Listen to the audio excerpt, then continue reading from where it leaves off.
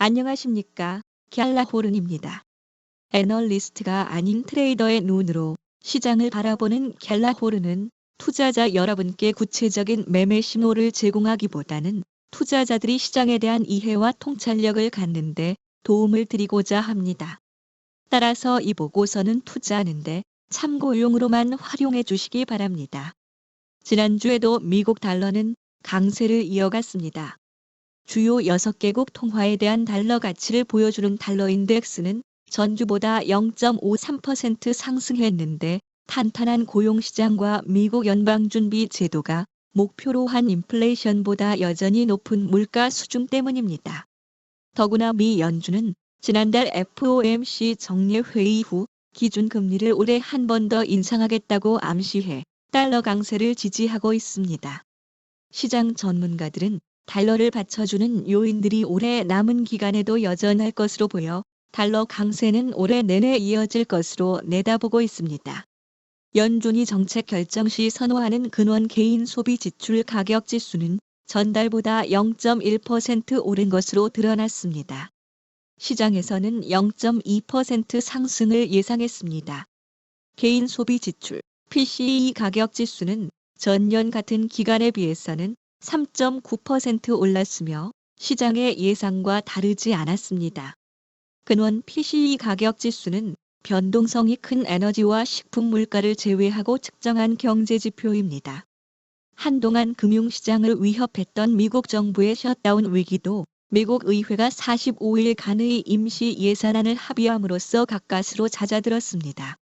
긴축 기조를 강조하는 미 연준 위원들의 발언은 여전히 달러에 힘을 싣고 있습니다. 닐 카시카리 미니애폴리스 연방준비은행 총재는 기준금리가 경제를 제약하는 수준까지 올라갔는지 미지수라며 예상을 넘어서는 미국 경제 성장률을 지적했습니다. 카시카리 총재는 연준 관계자 대부분이 올해 추가 금리 인상을 예상하고 있으며 자신도 그 가운데 한 명이라고 밝힌 바 있습니다. 하지만 시장을 다독이는 발언도 나왔습니다.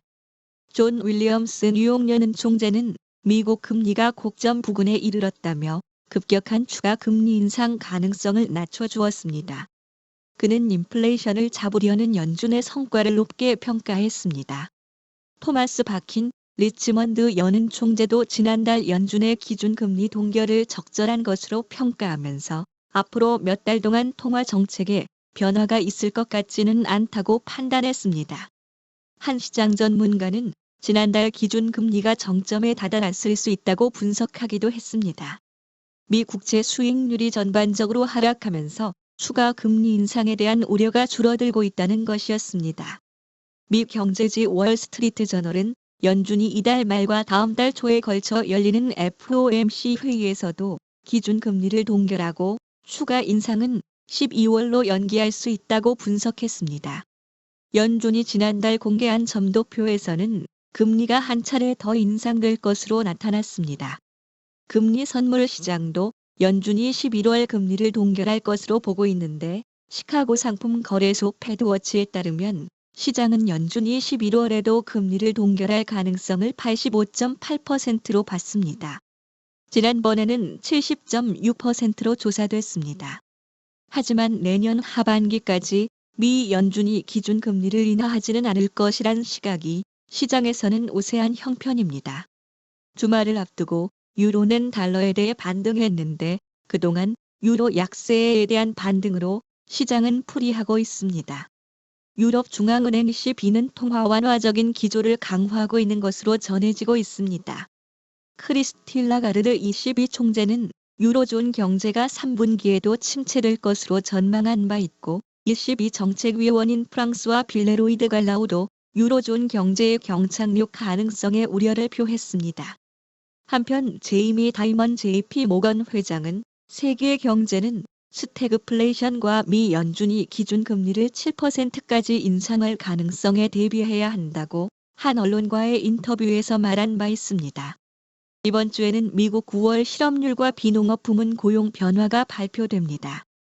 어떤 결과가 나오든 지표가 공개되는 순간에는 가격이 크게 움직이기 때문에 거래할 때 각별히 주의해야겠습니다. 유로 달러 통화상은 1시간 차트에서 지난주 후반부부터 반등했으나 지난달 말에 다시 뒷걸음질 쳤습니다. 1.0490대까지 하락한 뒤 반등한 유로 달러는 다시 후퇴하면서 머리 어깨형 패턴을 만들어가는 것처럼 보이는데 현재 유로 달러는 다시 1.0580대까지 상승하며 1.06대를 노리고 있습니다. 유로 달러가 1.06대까지 상승하며 반등을 이어갈지 아니면 머리 어깨형 패턴을 만들며 주저앉을지 조금 더 지켜볼 필요가 있겠습니다.